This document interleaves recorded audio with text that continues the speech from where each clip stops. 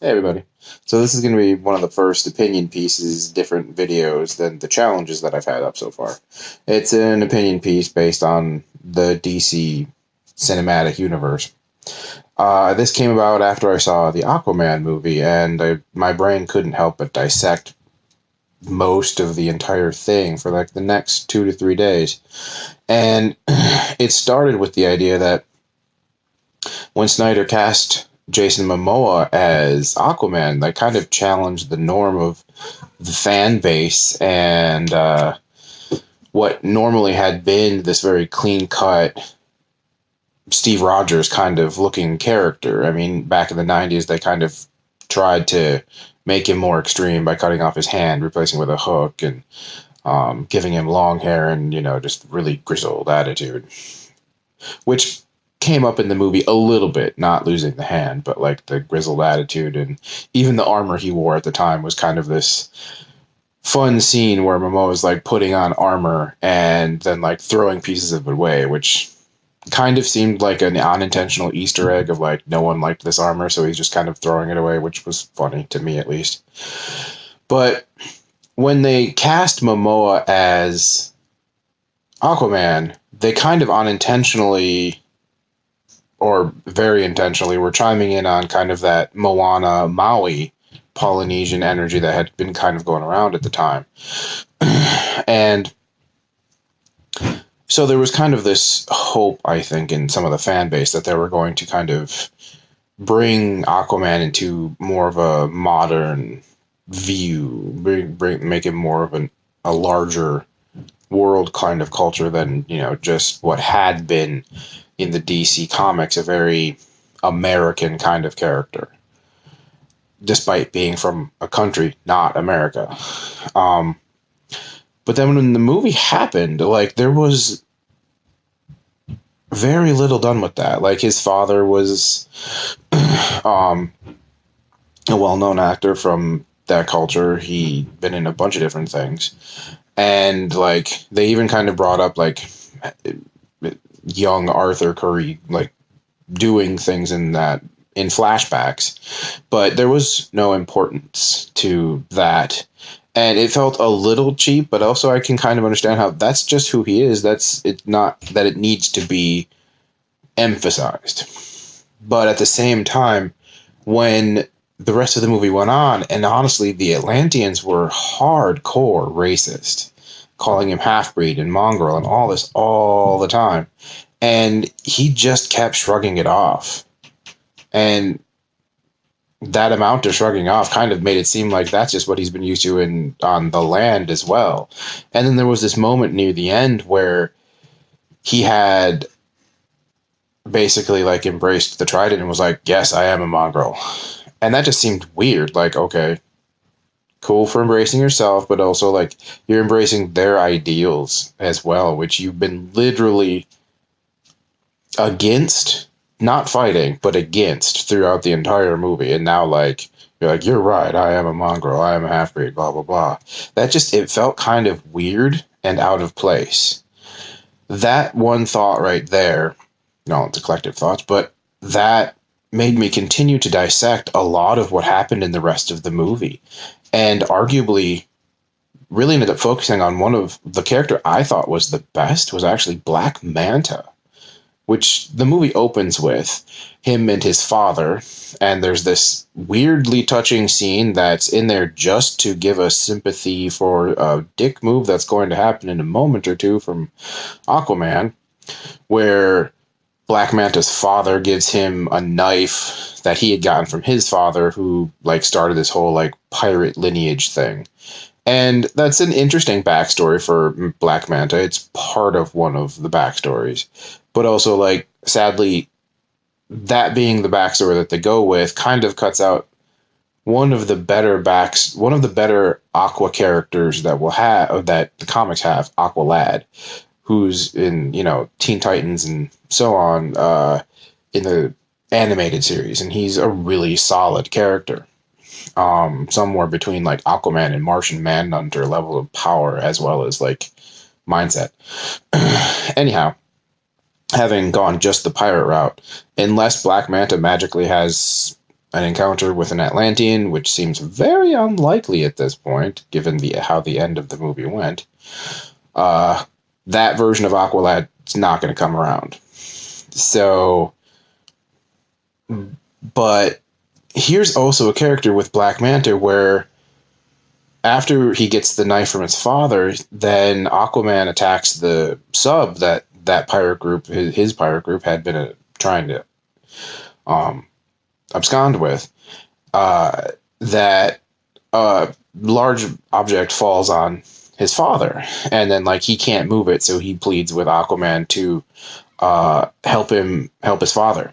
And Aquaman's like, let the sea judge you, you're bad people, kind of thing. So, opening dick move from Aquaman. Well, one of many. There's going to be a lot. Aquaman is not a sympathetic character in any way in this movie, and continues to not be throughout the entire thing. Strangely, kind of this weird leave-over from how Justice League and the Snyder universe of DC kind of went.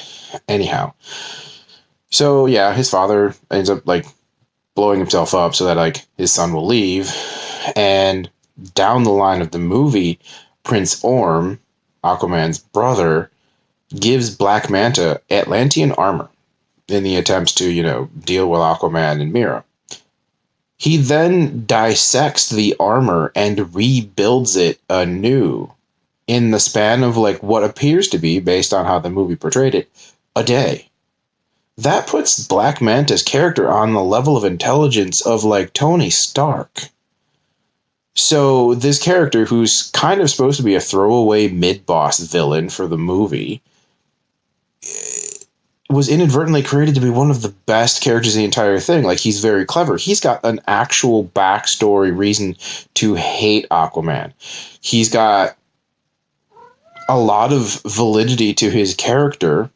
Some bad acting moments but there's just a lot of those, so I won't even go into them really. But honestly, he was probably the most fleshed out character, and it was completely accidental. I don't see how that was a writing choice at all. This movie definitely suffered from the same problem that a lot of the DC movies have had, is that they have their goal and they have their characters. Everything else is superfluous to getting to that end goal, including breaking characters, breaking traditions of characters, breaking character ideology, and character arcs.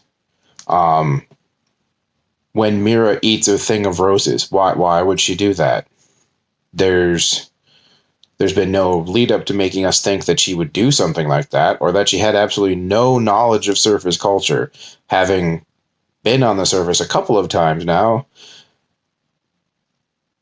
The Atlanteans seem to be pretty well versed in what's going on the surface, so that just seemed weird. It was a funny throwaway joke that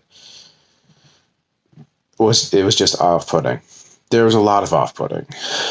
When Mera finally gets Arthur to agree to go underwater with her, they climb to the top of a mountain to jump in, yet in a flashback we see that Arthur knows how to swim just fine. We know Mera does. She's from the water. Why did they need to jump off a cliff just to have this? This is where I learned how to jump off cliffs. That was just weird and completely nonsensical to a movie or a plot line. And there was terrible continuity the whole time. When they're in Sicily, I want to say. Mira's running around in clothes that she got somewhere. And then suddenly she's in her green outfit. And then a couple moments later, she's got her crown, which, okay, were these in her purse? Maybe, but we kind of saw into her purse at one point, and there was basically no reason for her to even have a purse. It was practically empty. So, and then when they find Arthur's mother, and Arthur and Orm finally have their battle, she shows up having just lived in the pits in now this regal, sparkly gown. She decided that during this epic battle war she should stop in the local tailor and get a new outfit? That seems unlikely. And then just to cover Orm and Arthur's relationship, in a lot of the traditional Aquaman comics, Arthur had been in Atlantis for a very long time. He grew up on land, but he came around to Atlantis young in many of the storylines and has been the king of Atlantis for a long time. His brother Orm was much more Weasley and didn't really like him, and was, of course, upset that his half-brother was the king of Atlantis. And the storyline that they go with of Orm wanting to go after and reject all the garbage that's been put into the oceans by the surface dwellers, well, that's actually like a really relatable story nowadays. So like his viewpoint of being angry about that is completely valid. So Arthur going to war against him because of that doesn't really align most current conscious folk with Arthur. It very much just seems like he's doing this thing because he has to do this thing because Orm is bad, even though Orm's a dick. So is Arthur, with the opening salvo of letting the father die, beating up a bunch of people who probably also died, yelling at the Russians, yelling at his father, being a dick to some bikers who wanted to take pictures with him at first. Orm doesn't get set up to be like this terrible person until more along the lines of the movie. So there's this weird schism between which character am I actually supposed to be liking here, which character am I actually supposed to be hating, and it's not done in a very good way. But here leads to the basis of what I really kind of figured out about the problem that DC movies really have right now. And I don't exactly know where this started from, because the Dark Knight series worked pretty well in this regard, but that was done by Christopher Nolan, who's a much better writer and director. The Marvel Cinematic Universe, one of the reasons that Marvel comics have connected to people for a lot longer of time, and their movies, is because they're relatable to human. Take the X-Men, for example. Professor X and Magneto were created on parallels of Martin Luther King and Malcolm X. So the mutants and their fight for their genetic race parallels black and civil rights back in the day, and even now. So people have been able to associate with the X-Men, which is why the movies, even if they're terrible, still draw in money, because everyone feels like that outside person, which all of the X-Men are. All of mutants are. And we continue to see that with the Marvel Cinematic Universe. Steve Rogers knowing what he needs to do, even if his government and his friends are telling him what he shouldn't be doing or what he should do, he still knows what he believes is right. That's something we all do. And as our government in America and around the world, Brexit and so on, we all continually question, like, what is really going on? And should I be doing what they're telling me I should be doing? Steve has that line where it's like, no, you move. And he doesn't stop being Captain America. Like, for all intents and purposes, his character is still who he is back in the day. He's just had to adapt to how the rest of the world has changed. So, like, the Man Out of Time is very fitting for his character. And pretty much every single character in the Marvel Cinematic Universe, Drax, he was written as kind of a joke that doesn't get literalism, but then people on the spectrum noticed and identified with him, and they wrote that in and continued to have that be a thing. A lot of the characters have that human connection. So they're fantastical, they're gods, they're magical, but they're still human. Tony, like the entire, was it 3, where he's going through PTSD and constantly shaking. He's rich and he is the genius and he's made tons of armor and can, like, with that armor, defeat the Hulk or at least keep Hulk at bay. But he's still having this tremendous shock after having gone into space with a nuclear bomb and seen all that, and then what Scarlet Witch did to his mind. Like, he's a broken individual who's just keeping it by day to day with his snark. Like, I'm sure we all know one of those. I am one of those. And here we return to the DC universe where no one's relatable. The closest we had to relatable was Wonder Woman in her movie. And even then we had some weird moments where, like, she jumped out of walking with her Steve to see a baby, which didn't fit her character at all in that story. She was the only child on Themyscira. But what made her jump go, ooh, a baby? Had there been some weird cutscene where she was reading a book about babies, then that would have worked. But otherwise, it just seemed kind of jarring, like, oh, she's a woman. Was that it? I don't know. But Aquaman had many of these. BVS was terrible for that. None of the characters relatable. When we went over to Justice League, the hardcore chiseledness of Batman from BVS and his dislike of Superman is literally the reverse. And not in a character arc way, in a very jarring, the character has, like, lost their mind from where they had been. Batman is now making quips, which he didn't do. He's using guns, which breaks the character. Him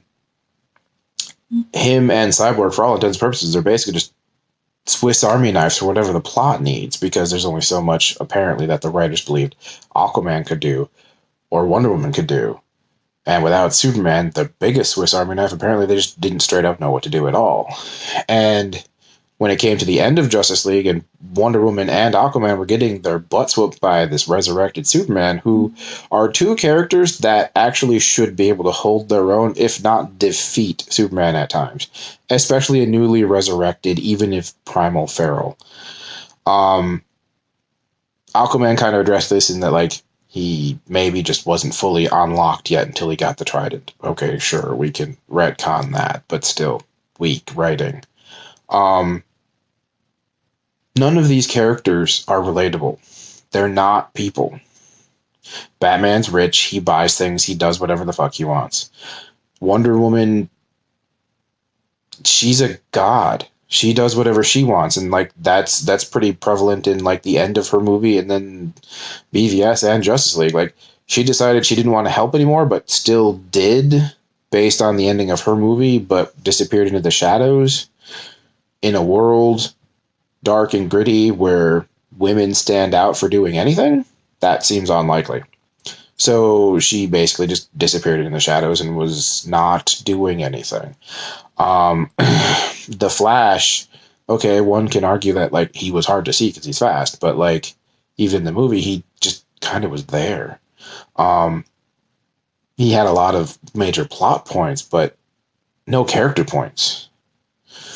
And when it comes down to it, I think one of the original schisms, and fanboys on either side are going to love DC for this reason and love Marvel for this reason. Marvel has always been based on people. DC has always been flights of fancy.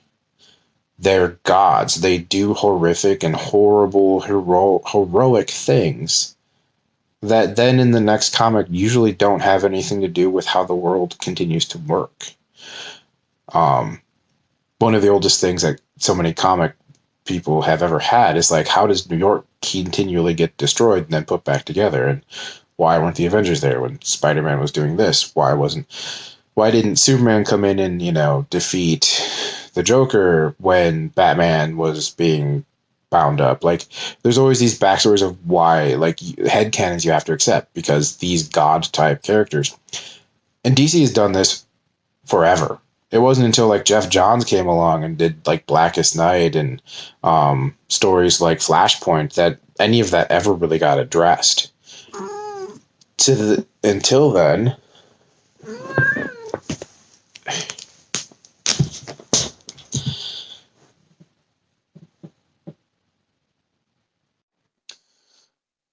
so here's where this kind of ends, though.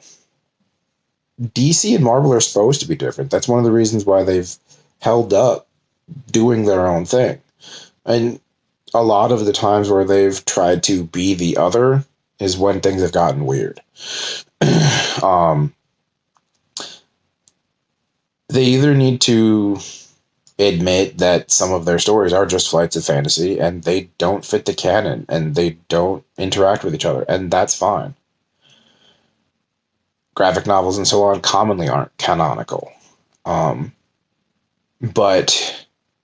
being that DC is very clearly trying to get that superhero movie money and make a creative world overall, like, they either need to make their characters relatable